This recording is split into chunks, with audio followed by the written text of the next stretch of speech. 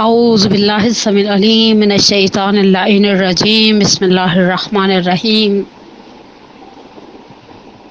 الحمد للہ الذی لا یفرہ من والجمود ولا یخدیہ لیتاء والجود اس کل موت منتقص سواہ وکل مانع مسموم ما خلا وهو المنان بفوائد النعم وأوائد المزید والقسم ما اختلف علیہ دہر فیختلف منہ الحال فلا کان فی مکان فیجوز علیہ الانتقال ثم الصلاة والسلام علی النبی الأمی الواقف بجميع السیاسات والحکم والعارف بما فی لوح والقلم سیدنا الممجد وبشیرنا المسدد ونذیرنا المؤید المصطفى الامجد المحمود الاحمد بالقاسم محمد اللهم صل علی محمد وعلى محمد والصلاة والسلام على أهل بيته الطيبين الطاهرين المعصومين وسيما على الإمام المنتظر والحجة الثاني عشر والعدل المشتهر واللعنة الدائمة على أعدائهم أجمعين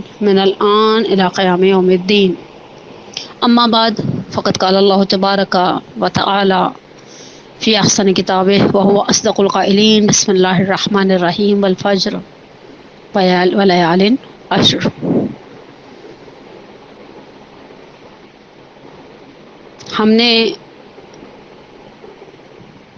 حسین بقائے دین کے حوالے سے جس گفتگو کے سلسلے کا آغاز کیا تھا، خدا کے احسان سے وہ آج اپنی دوسری منزل میں داخل ہو رہا ہے، اور یہ بات کہ سید الشہداء کا وہ قیام، وہ سید الشہداء کا امتحان ہی اصل میں بقائے دین کا سبب ہے. حقیقت یہی ہے کہ سید الشہداء سردار نادات دستر دست یزید حقا کے بنا لا الہ است حسین. یہ خواجہ اجمیری کا شعر واقعاً برحق ہے کہ بنا لا الہ، دین کی بقا، دین کا دوام، دین کا آگے بڑھنا سید الشہداء کے اس قیام کربلا کا ثمر تھا. اور سید الشہداء کے انقلاب یا سید الشہداء کے قیام یا سید الشہداء کے سانحہ اور حادثہ کربلا کے حوالے سے سب سے پہلا سوال جو ایک ذہن انسانی میں ابھرتا ہے وہ یہ ہے کہ واقع کربلا جاویدان کس طرح سے رہا. دیکھیں، کچھ چیزیں تاریخی حقائق ہیں. اگر کوئی شخص یہ کہتا ہے کہ واقع کربلا تاریخ اسلام کا 1400 سالہ جو اسلام کی تاریخ ہے اس کا ایک دردناک ترین واقعہ تھا، اس وجہ سے، اس کے دردناک ہونے کی وجہ سے اسے دوام اور جاویدانی ملی ہے، تو اگر کوئی شخص ایسی بات کہتا ہے تو بنیادی طور پر یہ مطمئن رہیں کہ وہ تاریخ اسلام سے آشنا نہیں ہے. تاریخ اسلام کے اندر بڑے بڑے دردناک واقعات ہیں جو پنہان ہیں، جو چھپے ہوئے ہیں اور جن کو ہم یاد بھی نہیں کرتے. ایک بہت ہی خوبصورت اور بڑی معروف روایت ہے امام سجاد امام علی ابن حسین علیہ الصلوۃ والسلام سے، اللہم صلی علی محمد وعلی، جس میں راوی امام کی خدمت میں موجود ہے اور گھر کے یعنی بیت الشرف سے، گھر کا وہ جو زنان خانہ جسے کہا جاتا ہے عام اصطلاح میں، ایک بچہ آتا ہے، امام اسے زانوں پر بٹھاتے ہیں، سر پر دست شفقت پھیرتے ہیں، فاستعبرا، روایت کے الفاظ ہیں امام کی آنکھوں سے آنسو جاری ہوئے. وہ بچہ تھوڑی دیر امام عالی مقام کے پاس رہتا ہے، پھر وہ اٹھ کے چلا جاتا ہے. امام راوی سے پوچھتے ہیں جانتے ہو یہ کس کا بچہ ہے؟ راوی کہتا ہے نہیں معلوم مولا، یہ کس کا فرزند ہے؟ تو امام عالی مقام اشارہ کرتے ہیں کہ یہ ہمارے چچا ابو الفضل العباس علیہ الصلوۃ والسلام، ہمارا سلام ہو اس باوفا دلیر علمدار کربلا پر، اس ساقی العطاشہ پر. امام سجاد کہتے ہیں کہ یہ ہمارے چچا ابو الفضل العباس کا فرزند ہے. اور اس کے بعد امام علی مقام فرماتے ہیں کہ پیغمبر کی زندگی میں سب سے زیادہ دردناک دن احد کا دن تھا، اور احد کے دن کی اپنی ایک الگ سے حساسیت تاریخ کے اندر موجود ہے. جنہوں نے احد کی تاریخ کو پڑھا ہے، جو احد کی تاریخ سے آشنا ہیں، انہیں بہت اچھی طرح اس چیز کا احساس ہے کہ جنگ احد میں بہت سارے مسلمان شہید ہو گئے. حتیٰ تاریخیں گواہ ہیں کہ خود رسول اللہ صلی اللہ علیہ وآلہ وسلم کی شہادت کی خبر مشہور ہو گئی. اچھا، اس کرٹیکل سچویشن میں کہ جب احد کا میدان ہے اور ابھی بھی احد تھوڑا مدینے سے، جنہوں نے الحمدللہ خدا نے جنہیں حج اور عمرے کی سعادت نصیب کیا وہ جانتے ہیں کہ ابھی بھی احد تھوڑا سا ہٹ کر ہے مدینے سے. اس زمانے میں تو اوبیسلی بس مدینہ بہت مختصر سا شہر تھا، آج کی طرح اتنا بڑا پھیلا ہوا اور وسیع شہر نہیں تھا.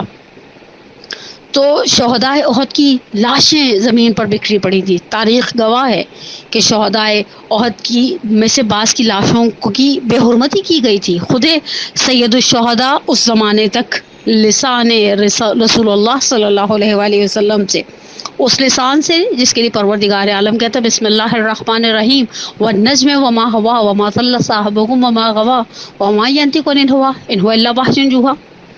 اس زبان سے رسول اللہ نے حمزہ کو سید الشہداء ہونے کا لقب دیا تھا. حمزہ کی لاش پامال کی گئی، ہم سب جانتے ہیں. بہت سارے مسلمان شہید ہوئے جنگ احد کے میدان میں، تاریخیں گواہ ہیں. رسول اللہ کی شہادت کی خبر مشہور ہو گئی. یہ ایک بہت بڑا المیہ ہے جنگ احد کا. روایت نقل کرتے ہیں ڈاکٹر ابراہیم آیتی اپنی کتاب تاریخ عاشورہ میں، فارسی کتاب کا نام بررسی عاشورہ ہے اور ترجمہ جو ہے جامعہ تعلیمات اسلامی والوں نے تاریخ عاشورہ کے نام سے کیا ہے. کہا کہ واقعی روایت کو نقل کرتا ہے کہ ایک انصار میں سے، انصار مدینہ میں سے ایک انصاری خاتون ہندہ بن عمرو بن حزام جو جابر بن عبداللہ انصاری کی پھوپھی بھی تھی، احد میں آئیں اور اپنے شہیدوں، یعنی آپ سوچئے اس خاتون کا ذرا جذبہ دیکھیے گا اور آپ کو اندازہ ہو کہ احد کا یعنی احد کے حالات کیسے تھے.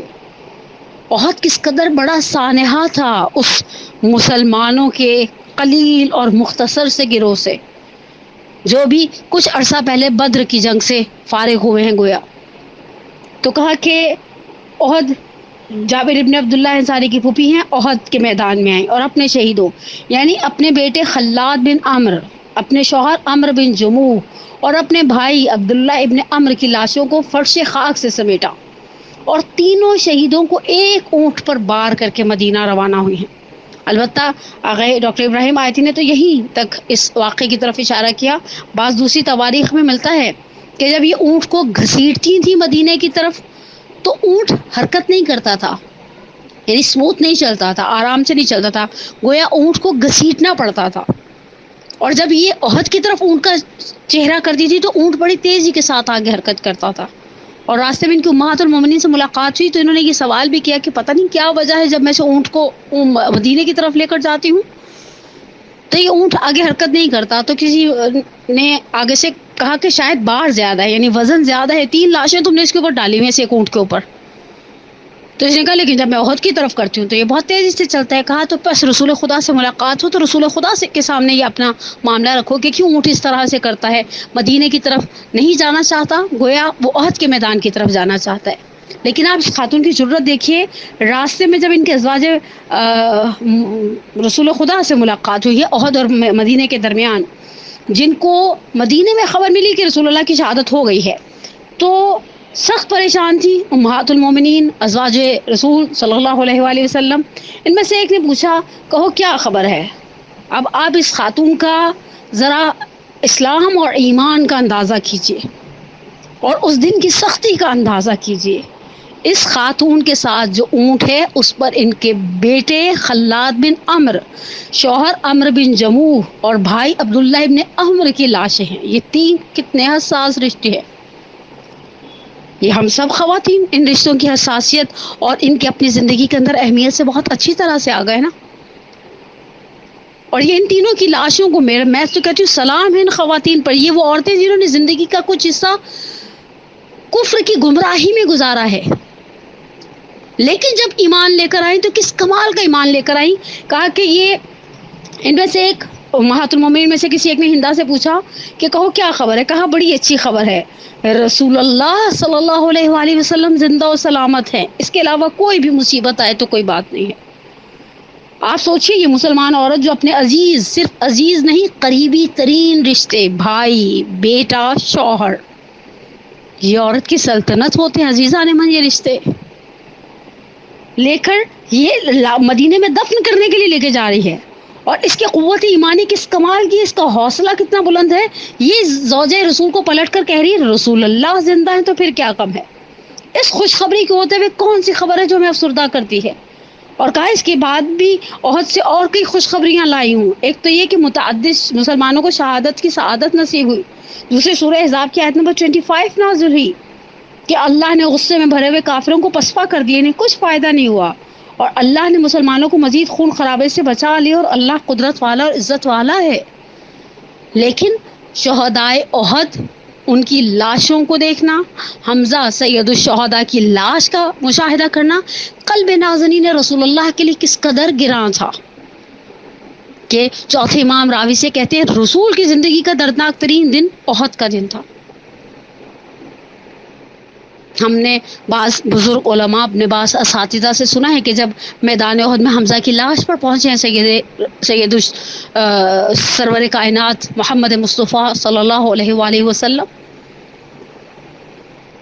تو کسی نے رسول خدا سے کہا، رسول اللہ گریہ فرما رہے تھے، کسی نے رسول خدا سے کہا صفیہ آ رہی ہیں. رسول اللہ کی پھوپھی ہیں صفیہ بنت عبد المطلب. صفیہ اور حمزہ ایک ہی ماں سے ہیں.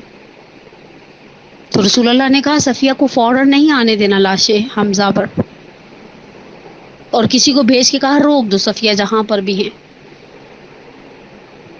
سامنے حمزہ کی لاش کس عالم میں تھی ہم سب جانتے ہیں. حمزہ کا وحشی نامی غلام نے ہندا کے حکم پر کلیجہ نکالا تھا تاکہ وہ چبا سکے.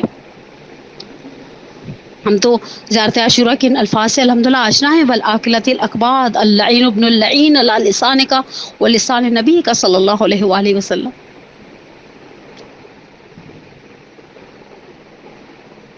رسول خدا نے پہلا یہ کام کہ اپنے دوش مبارک سے ردا اتاری، حمزہ کی لاش پر ڈال دی، حمزہ کی لاش پر ڈال دی. کسی نے سوال کیا یا رسول اللہ آپ نے صفیہ کو کیوں روکا؟ تو رسول اللہ نے کہا جانتے نہیں ہوں یہ لاش جو زمین پر پڑی ہے صفیہ کے بھائی کی ہے. اور جب صفیہ پہنچی ہیں تو رسول اللہ نے بعض منابر کے مطابق، بعض مآخذ کے، بعض اساتذہ کے مطابق رسول اللہ نے جناب صفیہ کو اجازت نہیں دی کہ حمزہ کے چہرے سے، حمزہ کے جسم سے اس ردا کو ہٹائیں. ایک لمحے کے لیے میں یہاں رکوں اور علی کی شیر دل بیٹی زینب بطلۃ الکربلا کو یاد کروں. میری اس گفتگو کو سننے والی بہنیں بھی تو ہوں گی نا. خدا بھائیوں کو ہمیشہ سلامت رکھے. یہ بھائی زور کمر ہیں بھائیوں کے لیے بھی اور بہنوں کے لیے بھی. بھائی چھوٹے ہوں یا بڑے، بھائی بھائی ہوا کرتے. بہت ساری باتیں مقتل میں ایسی ہوتی ہیں جو کبھی کبھی سمجھ میں نہیں آتی، لیکن بسا اوقات تاریخ کے مطالعے کے دوران کوئی چیز ہمیں ایسی ہماری نگاہوں سے گزرتی ہے کہ جو ہمیں ہلا کے رکھ دیتی ہے. بہت سالوں سے ہم مسلسل مقتل کے اندر ایسی روایات کا مشاہدہ کرتے ہیں، تواریخ میں پڑھتے ہیں کہ علی بیٹی نے ظہر 11 محرم میں ابھی مصائب کے منزل سے کچھ فاصلے پر ہوں لیکن یہ بات آ گئی ہے تو ایک جملہ عرض کرتی چلوں. بھائی کی لاش 7 کو دیکھا، اور یہ ایک موقع ایسا ملتا ہے جہاں آواز دی یا رسول اللہ صلی اللہ علیہ کا ملائکۃ السماء والارض، آپ پر زمین و آسمان کے ملائکہ درود بھیجتے ہیں. ھذا حسینک مرملا بالدماء مقطع الاعضاء مسلوب بالامامۃ والرضا. یہ حسین ہے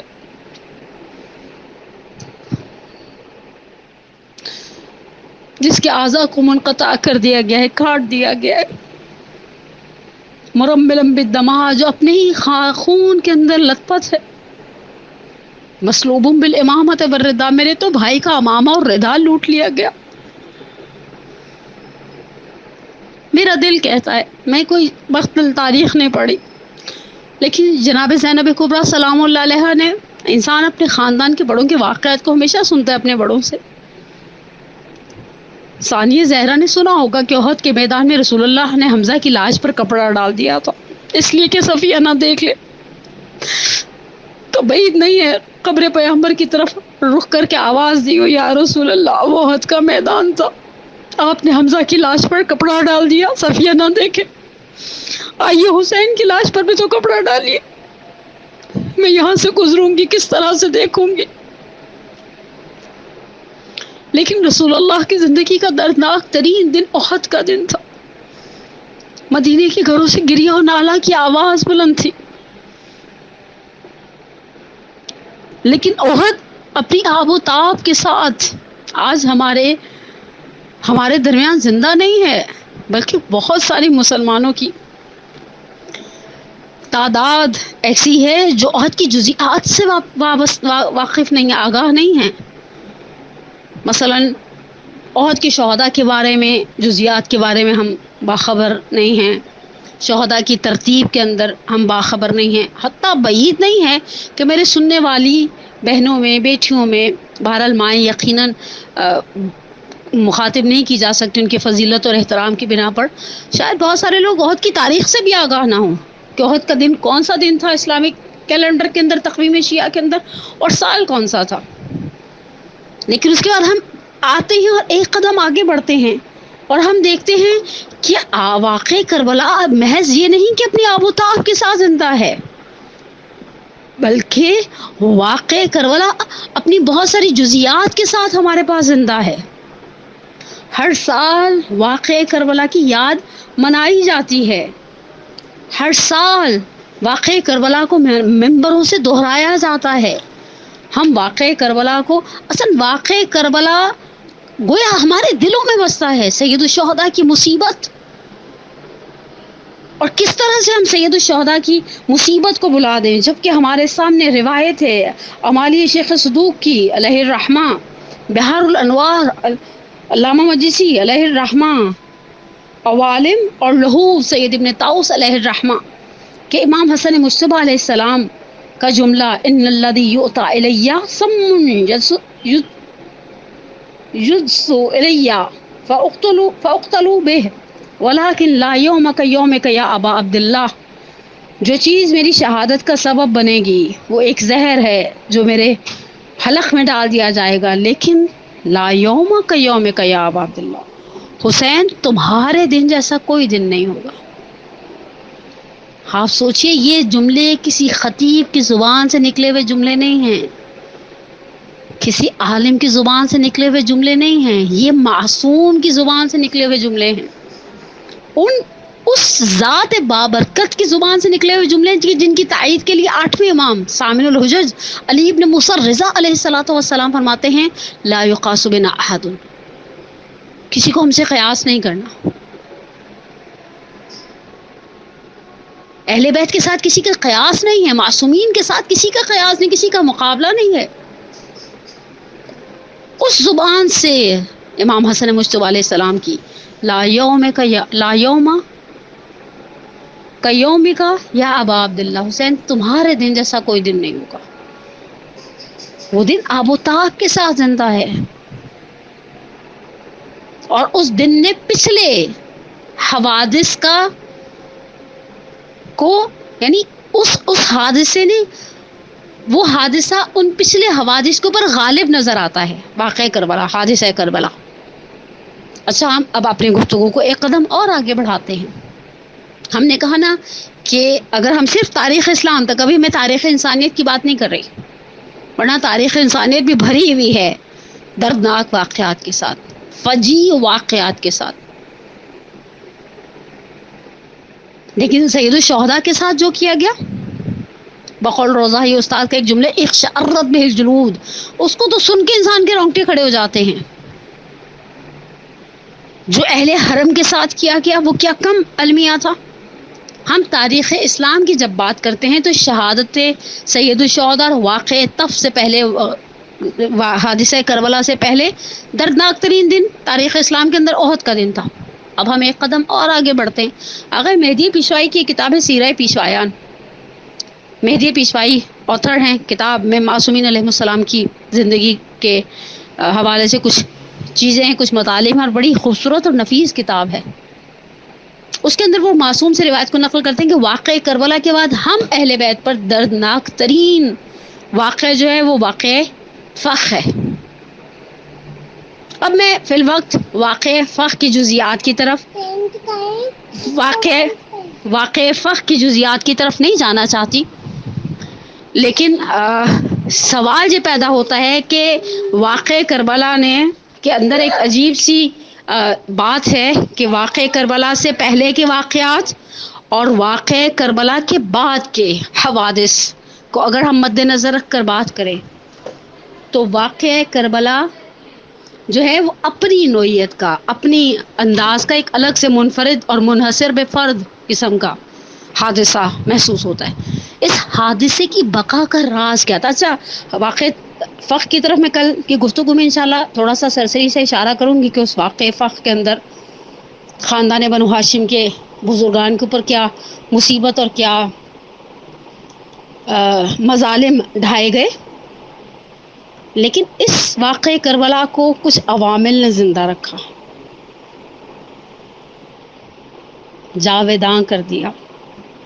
یعنی آپ خود سوچیں، انسان کی فطرت کے کچھ تقاضے ہیں جو اس واقعے کے آگے تقاضے بے بس نظر آتے ہیں. ہم اگر کسی دردناک المیے کو سنتے ہیں، ممکن ہے جب ہم پہلی دفعہ سن رہے ہوں، اب میں یہ فطری تقاضوں پر بات کری، واقع فخ پر انشاءاللہ کل کی گفتگو میں اشارہ کریں گے.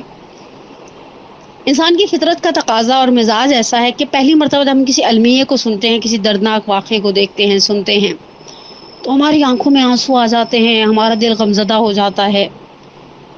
دوسری مرتبہ سنتے ہیں یا پڑھتے ہیں تو ہمارے قلب کے حزن کے اندر ایک کمی واقع ہو جاتی، وہ آہو بکا نہیں رہتی. تیسری مرتبہ سنتے ہیں تو شاید بسا اوقات ممکن ہے آنکھیں ہلکی سی نم ہو جائیں، لیکن آنسو رخسار پر نہیں بہتے. کوئی بھی المیہ ہو، کوئی بھی دردناک واقعہ ہو،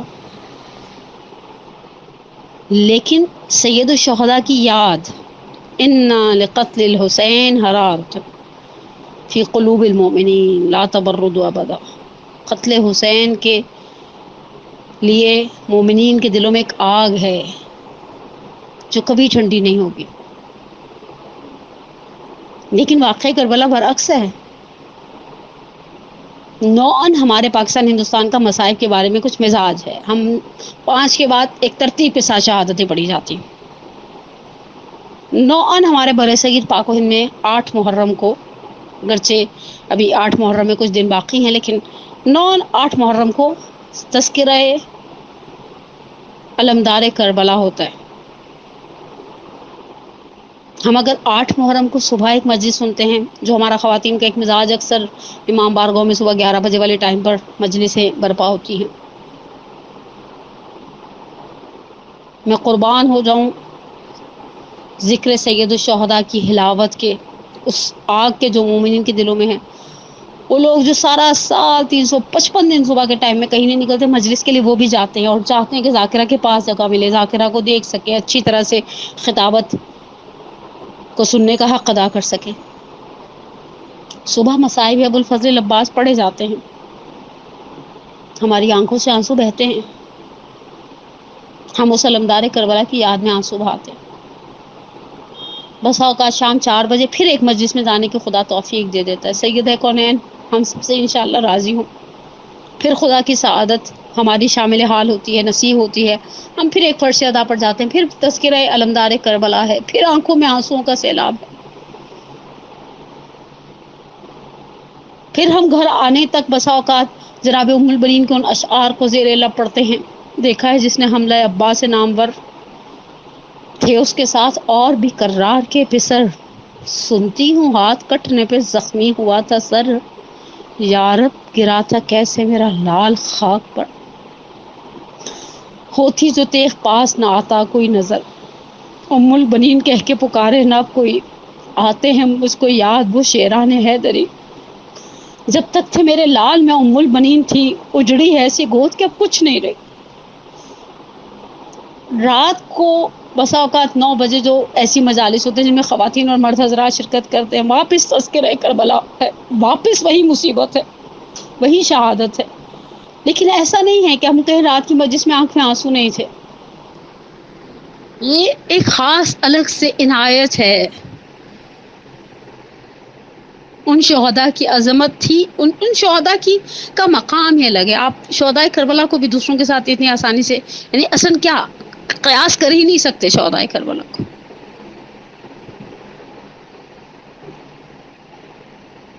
اور بہرحال سید الشہداء کے ساتھ، سید الشہداء کے اس قیام میں، اس سارے واقعے کربلا کے اندر ہر قدم پر حسین کے ساتھ، حسین کے عظیم ساتھی ہیں. اور صرف حسین کے انصار، مددگار مرد نہیں ہیں، سید الشہداء کے ساتھ خواتین بھی ہیں، بچے بھی ہیں، بوڑھے بھی ہیں، جوان بھی ہیں.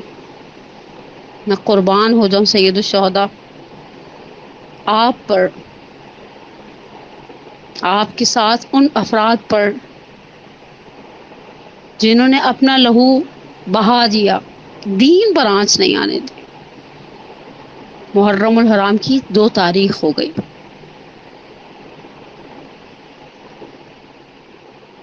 دو تاریخ کو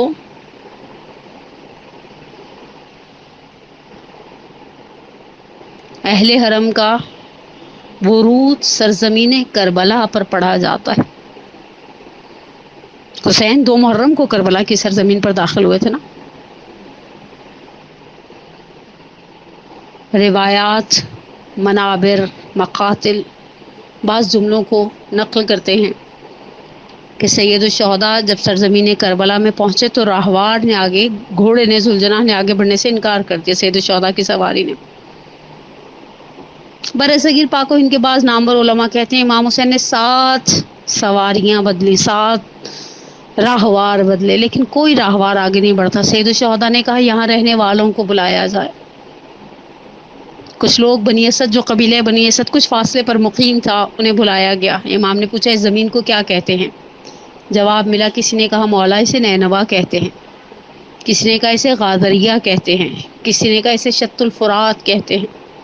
امام نے کہا اس کا کوئی اور نام بھی ہوگا. ایک ضعیف نے کہا میں نے اپنے بڑوں سے سنا ہے اسے کربلا کہتے ہیں.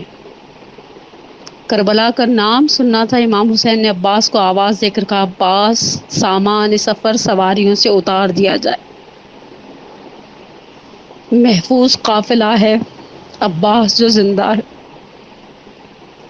میں مولا سے کہوں مولا ابھی تو آپ قافلے کو ٹھہرا رہے ہیں، ابھی آپ خیمے نصب کروا رہے ہیں، ابھی سادات کے اور اہل حرم کے خیمے سج جائیں گے اس سرزمین پر. مولا ابھی بچے ماؤں کی گودیوں میں، ابھی بہنوں کے سر اٹھتے ہیں تو بھائیوں کے چہرے نظر آتے، ابھی خواتین کے سروں پر سہاگ کی چادریں باقی ہیں. مولا ابھی آپ کے جوانان بارشادت اپنی نگاہوں کے سامنے خیموں کو نصب کروا رہے ہیں، اور آپ کے حکم کے مطابق لوگوں کو ان خیموں کے اندر بالآخر ایڈجسٹ کیا جائے گا،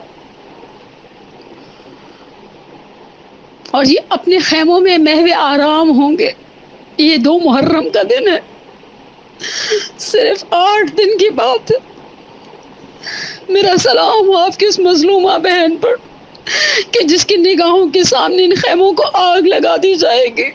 سیدانیہ ایک خیمے سے دوسرے خیمے، دوسرے خیمے سے تیسرے خیمے، اور آخری خیمے میں آپ کی بہن سید سجاد کا اشانہ ہلا کر کہے گی سجاد اب امام وقت ہو، بتاؤ خیموں میں جل کے مر جائیں یا خیموں سے باہر نکل جائیں. اور میرا سلام ہو اس مظلوم کربلا پر جس نے اپنی امامت کا پہلا حکم صادر کیا علیکن بالفرار. پھوپھی اماں پر لازم ہے کہ آپ خیموں سے باہر نکل جائیں، اور آپ کی بہن سراسیمہ کس طرح سے خیموں سے نکلی ہوگی ہمیں ابن مسلم میں ازدی کہتا ہے میں نے دیکھا ایک ضعیفہ ہے جو خیمے سے کچھ گھسیٹ کے لانا چاہتی ہے. میں نے کہا ضعیفہ جو بھی ہے اسے جل جانے دے، خیمہ جل رہا ہے بڑی تیزی سے. تو اس نے کہا واہ تجھ پر جو اندر ہے وہ شمع امامت ہے، میں کس طرح سے اسے جل جانے کے لیے چھوڑ دوں.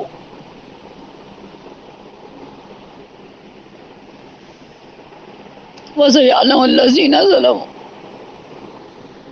أَيَّ مُنقَلِبٍ يَنقَلِبُونَ. نسألك الله وندعوك باسمك العظيم الأعظم العزيز الجليل لكم اللهم من يسألك بحق فاطمة وأبيها وبعلها وبنيها وسر المستودع فيها أن تصلي على محمد وآل محمد. پروردگارا بحق محمد وآل محمد، بحق شہداء کربلا، بحق سالار شہیدہ سید الشہداء کے صدقے میں یا رب الحسین اشفی صدر الحسین بظہور الحجہ.